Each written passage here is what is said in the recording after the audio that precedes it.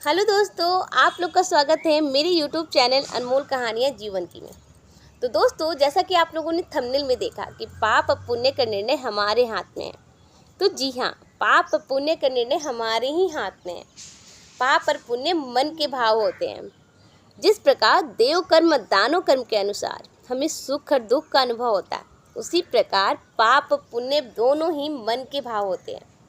मोटे रूप से यह मान लिया जाता है कि जिस काम को हम खुलेआम करते हैं ना, वो पुण्य होता है, और जिस काम को छिपा कर किया जाए वो पाप होता है।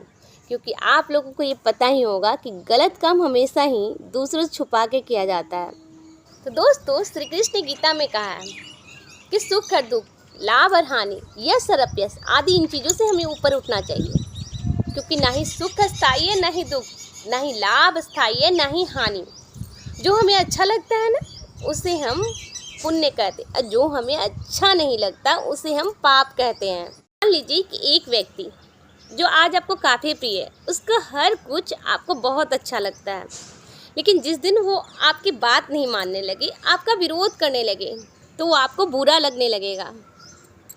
आपका बेटा, पत्नी या जो कोई भी हो, अगर वो आपकी बात मानता है ना, तो हम कहते हैं बड़ा आज्ञाकारी है। लेकिन जिस दिन वो आपका विरोध करने लगे, आपकी बात ना मानने लगे, तो हम गुस्से से तमतमाने लगते हैं, आग उगलने लगते हैं। शास्त्रों में लिखा है कि पत्नी अगर सुंदर हो, सुशील हो, पुत्र आज्ञाकारी हो, सेवक आपकी सेवा करता हो, घर में धन वैभव हो, इसी संसार में सुख मिलता है और इसी संसार में स्वर्ग है।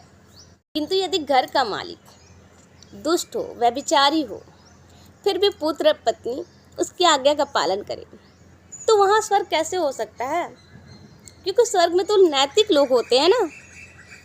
मनुष्य अनैतिक आचरण करे, फिर माता पिता हो या जो कोई भी हो, अगर हम उसी आचरण में स्वर्ग देखें, तब तो यह अनैतिकता का प्रचार हुआ ना।